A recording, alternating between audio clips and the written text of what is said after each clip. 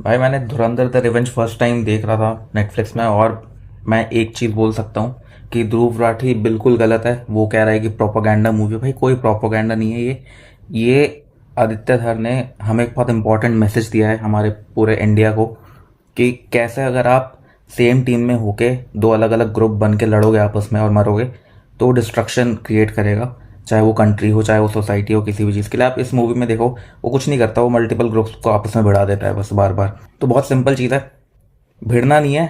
और यहाँ पे एक और बहुत खूबसूरत चीज़ दिखाई है कि जसकीरत के साथ आलम था जो कि मुसलमान था, रिजवान था वो भी एक मुसलमान था, तो ये सब मिलके उन्होंने काम किया तो जीते। और जो आपस में भिड़ गए वो डिस्ट्रॉय हो गया। तो ये हाई टाइम है कि कोई भी गवर्नमेंट अगर देश में टुकड़े करने की कोशिश करे, हिंदू मुस्लिम करने की कोशिश करे, हमें उसके अगेंस्ट खड़ा होना है और हमें विथ यूनिटी खड़ा होना है। That was the message. तो आई थिंक ध्रुव राठी को ये चीज़ सही से पता नहीं चली। एंड थैंक यू आदित्य धर कि आपने एक बहुत ही खूबसूरत मैसेज दिया इस मूवी के थ्रू।